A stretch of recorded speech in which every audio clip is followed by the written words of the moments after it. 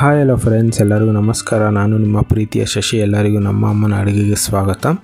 ಹೊಸದಾಗಿ ನಮ್ಮ ಚಾನಲ್ನ ನೋಡ್ತಾ ಇದ್ದರೆ ದಯವಿಟ್ಟು ಸಬ್ಸ್ಕ್ರೈಬ್ ಮಾಡಿ. ಹಾಗೆ ಪಕ್ಕದಲ್ಲಿ ಬರುವ ಬೆಲ್ಲೈಕನ್ನು ಆಲ್ ಅಂತ ಆಪ್ಷನ್ ಇರುತ್ತೆ, ಸೆಲೆಕ್ಟ್ ಮಾಡ್ಕೊಳ್ಳಿ. ಆಗ ನಾವು ಹಾಕುವ ವೀಡಿಯೋಸ್ ಎಲ್ಲ ನಿಮಗೆ ನೋಟಿಫಿಕೇಷನ್ ಆಗಿ ಬರುತ್ತೆ. ಬನ್ನಿ ಇವತ್ತು ಸಾಫ್ಟಾಗಿ ಫ್ಲಫಿಯಾಗಿ ಪೂರಿ ಹೇಗೆ ಮಾಡೋದು ಅಂತ ನೋಡ್ಕೊಬರೋಣ. ಇಲ್ಲಿ ನಾವು ಮೈದಾ ಹಿಟ್ಟಿನಿಂದ ಮಾಡ್ತಿಲ್ಲ, ಗೋಧಿ ಹಿಟ್ಟಿನಿಂದ ಮಾಡ್ತಿರೋದು. ಸೊ ಸೂಪರಾಗಿ ಬರುತ್ತೆ, ಟೇಸ್ಟಿಯಾಗಿರುತ್ತೆ, ಕ್ರಿಸ್ಪಿಯಾಗಿರುತ್ತೆ, ಸಾಫ್ಟಾಗೂ ಇರುತ್ತೆ. ಸೊ ಹೇಗೆ ಮಾಡೋದು ಅಂತ ನೋಡ್ಕೊಬರೋಣ. ಅದಕ್ಕಿಂತ ಮುಂಚೆ ವೀಡಿಯೋಗೆ ಒಂದು ಲೈಕ್ ಮಾಡಿ, ಶೇರ್ ಮಾಡಿ, ಕಮೆಂಟ್ ಮಾಡಿ. ಈಗ ಒಂದು ಪಾತ್ರೆ ತೊಗೊಂಡಿದ್ದೀವಿ. ಪಾತ್ರೆಗೆ 1 ಕಪ್ಪು ಗೋಧಿ ಹಿಟ್ಟು ಹಾಕ್ಕೊಂಡಿದ್ದೀವಿ. 1 ಟೇಬಲ್ ಸ್ಪೂನ್ ಸಕ್ಕರೆನ ಹಾಕ್ಕೊತಾ ಇದ್ದೀವಿ. 1 ಟೇಬಲ್ ಸ್ಪೂನ್ ಉಪ್ಪಿಟ್ಟು ರವೆನ ಹಾಕ್ಕೊತಾ ಇದ್ದೀವಿ. ಹಾಗೆ ರುಚಿಗೆ ತಕ್ಕಷ್ಟು ಉಪ್ಪನ್ನು ಹಾಕ್ಕೊಂಡು ಚೆನ್ನಾಗಿ ಮಿಕ್ಸ್ ಮಾಡ್ಕೊಬೇಕು.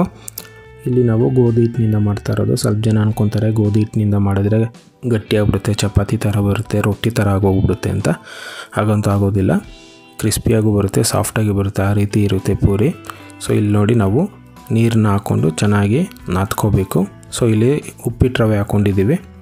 ಉಪ್ಪಿಟ್ಟು ರವೆ ಹಾಕೋದ್ರಿಂದ ಒಳಗಡೆ ಸಾಫ್ಟು, ಹೊರಗಡೆ ಕ್ರಿಸ್ಪಿಯಾಗಿ ಬರುತ್ತೆ. ಹಾಗೆ ನೀರನ್ನ ನೋಡ್ಕೊಂಡು ಹಾಕ್ಕೊಂಡು ನಾದ್ಕೋಬೇಕು. ಚೆನ್ನಾಗಿ ಸಾಫ್ಟ್ ಆಗೋ ತನಕ ಚಪಾತಿ ರೀತಿಯಾಗಿ ಹೇಗೆ ನಾದ್ಕೊತೀರೋ ಅದೇ ರೀತಿಯಾಗಿ ನಾದ್ಕೋಬೇಕು. ಸೊ ಇಲ್ಲಿ ನೋಡಿ ಎಷ್ಟು ಸಾಫ್ಟಾಗಿ ಬಂದಿದೆ. ಸೊ ಈ ಟೈಮಲ್ಲಿ ನಾವು 1 ಟೀ ಸ್ಪೂನ್ ಎಣ್ಣೆನ ಕೈಗೆ ಹಾಕ್ಕೊಂಡು ಎಲ್ಲ ಕಡೆ ಸವರಬೇಕು. ಯಾಕಂದರೆ ನಾವು ಒಂದು 10 ನಿಮಿಷ ಬಿಡಬೇಕಾಗುತ್ತೆ. ಸೊ ಅದು ಒಣಗೋಗ್ಬಾರ್ದು, ಅದಕ್ಕೋಸ್ಕರ ಆಮೇಲೆ ಈಸಿಯಾಗಿ ಲಟ್ಸೋಕ್ಕೂ ಈಸಿ ಆಗುತ್ತೆ. ಅದಕ್ಕೋಸ್ಕರ ನಾವು ಎಣ್ಣೆ ಹಾಕ್ಕೊಂಡು ಒಂದು 10 ನಿಮಿಷ ಬಿಡಬೇಕಾಗುತ್ತೆ. ಇಲ್ಲಿ ನೋಡಿ ಒಂದು 10 ನಿಮಿಷ ಬಿಡ್ತಾಯಿದ್ದೀವಿ. ಸೊ ಇವಾಗ ಒಂದು 10 ನಿಮಿಷ ಆಗಿದೆ. ಈಗ ಒಂದು ಸಲ ನಾದ್ಕೋಬೇಕು. ಸಾಫ್ಟಾಗಿ ಎಷ್ಟು ಚೆನ್ನಾಗಿ ನಾದ್ಕೊತಾ ಇದ್ದೀವಿ ನೋಡಿ. ಹಾಗೆ ರೋಲ್ ಮಾಡ್ಕೊಬೇಕು. ಸೊ ರೋಲ್ ಮಾಡ್ಕೊಂಡಿದ್ದಾದಮೇಲೆ ಸ್ವಲ್ಪ ತಗೊಂಡು ಉಂಡೆ ಮಾಡಿ ಇಟ್ಕೋಬೇಕು. ಇಲ್ಲಂತಂದರೆ ಸಮನಾಗಿ ರೋಲ್ ಮಾಡಿ ಕಟ್ ಮಾಡಿ ಕೂಡ ಇಟ್ಕೊಂಡು ಅದನ್ನ ಉಂಡೆ ಮಾಡಿ ಇಟ್ಕೋಬೋದು. ಸೊ ಈ ರೀತಿ ಮಾಡೋದ್ರಿಂದ ನಿಮ್ಗೆ ಈಸಿಯಾಗಿ ಪೂರಿ ಮಾಡ್ಕೋಬೋದು. ಆಫೀಸ್ಗೆ ಟೈಮ್ ಆಯಿತು, ಆಮೇಲೆ ಲೇಟ್ ಆಗಬಾರ್ದಲ್ಲ. ಸೊ ಈ ರೀತಿ ಉಂಡೆ ಮಾಡಿ ಇಟ್ಕೊಂಡಿದ್ದಾದಮೇಲೆ ಅದನ್ನ ಈಸಿಯಾಗಿ ಪೂರಿಗೆ ಬೇಗ ಮಾಡ್ಕೋಬೋದು. ಇಲ್ಲಿ ನೋಡಿ ನಾವು ಲಟ್ಟಣಿಗೆ ತೊಗೊಂಡಿದ್ದೀವಿ. ಲಟ್ಟಣಿಗೆ ಎಲ್ಲ ಚೆನ್ನಾಗಿ ಎಣ್ಣೆ ಸವರ್ಕೋಬೇಕು. ಎಲ್ಲ ಕಡೆ ಎಣ್ಣೆ ಹಾಕ್ಕೊಂಡಿದ್ದಾದಮೇಲೆ ಸೊ ಇಲ್ಲಿ ನಾವು ಹಸಿಟ್ಟು ಹಾಕಿ ಲಟ್ಸ್ಕೊತಾ ಇಲ್ಲ, ಎಣ್ಣೆ ಹಾಕಿ ಲಟ್ಸ್ಕೊತಾ ಇರೋದು. ಸೊ ಹಸಿಟ್ಟು ಹಾಕೋದ್ರಿಂದ ಎಣ್ಣೆ ಎಲ್ಲ ಗಲೀಜಾಗಿ ಹೋಗ್ಬಿಡುತ್ತೆ. ಆಮೇಲೆ ಪೂರಿ ಮೇಲೆ ಆಗಿ ಹಸಿಟ್ಟಾಗಿರುತ್ತೆ, ಅದು ಚೆನ್ನಾಗಿರೋದಿಲ್ಲ. ಸೊ ಈ ರೀತಿ ಎಣ್ಣೆ ಹಾಕೋದ್ರಿಂದ ಪೂರಿ ಸಾಫ್ಟಾಗಿ ಶೈನಿಂಗಾಗಿ ಬರುತ್ತೆ.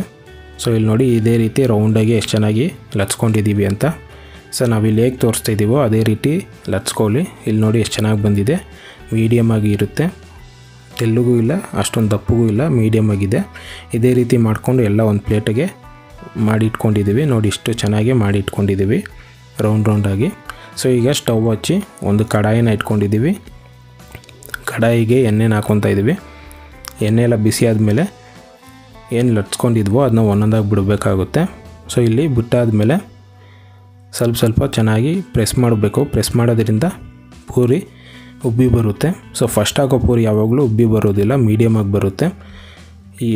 ಅದಾದಮೇಲೆ ಹಾಕೋ ಪೂರೀಸ್ ಎಲ್ಲ ನಿಮಗೆ ಉಬ್ಬಿ ಬರುತ್ತೆ. ಸೊ ಇಲ್ಲಿ ನೋಡಿ ಎಷ್ಟು ಚೆನ್ನಾಗಿ ಉಬ್ಬಿ ಬಂದಿದೆ, ಕ್ರಿಸ್ಪಿಯಾಗಿ ಬಂದಿದೆಯಲ್ಲ, ಸಾಫ್ಟಾಗಿದೆ ನೋಡಿ ಫ್ರೆಂಡ್ಸ್. ಸೊ ನೀವು ಇದೇ ರೀತಿ ಸಾಫ್ಟಾಗಿ ಕ್ರಿಸ್ಪಿಯಾಗಿ ಮಾಡ್ಕೋಬೋದು, ಚೆನ್ನಾಗಿರುತ್ತೆ.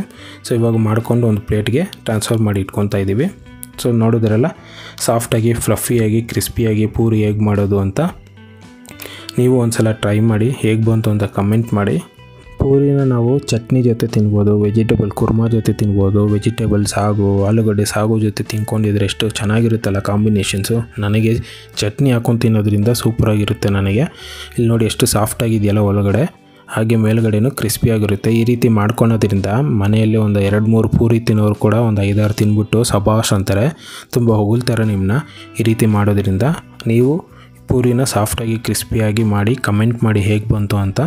ಹಾಗೆ ಲೈಕ್ ಮಾಡೋದು ಮಾತ್ರ ಮರಿಬೇಡಿ. ಹಾಗೆ ದಯವಿಟ್ಟು ನಮ್ಮ ಚಾನಲ್ನ ಸಬ್ಸ್ಕ್ರೈಬ್ ಮಾಡ್ಕೊಳ್ಳಿ, ನಮ್ಮ ಅಮ್ಮನ ಅಡುಗೆನ. ಹಾಗೆ ಪಕ್ಕದಲ್ಲಿ ಬರುವ ಬೆಲ್ಲೈಕನ್ನ ಕ್ಲಿಕ್ ಮಾಡ್ಕೊಳ್ಳಿ. ಕ್ಲಿಕ್ ಮಾಡೋದ್ರಿಂದ ನಾವು ಹಾಕುವ ವೀಡಿಯೋಸ್ ಎಲ್ಲ ನಿಮಗೆ ನೋಟಿಫಿಕೇಷನ್ ಆಗಿ ಬರುತ್ತೆ. ಹಾಗೆ ವಿಡಿಯೋ ನೋಡುವ ಎಲ್ಲ ವೀಕ್ಷಕರಿಗೂ ಧನ್ಯವಾದಗಳು. Thank you. Bye see you.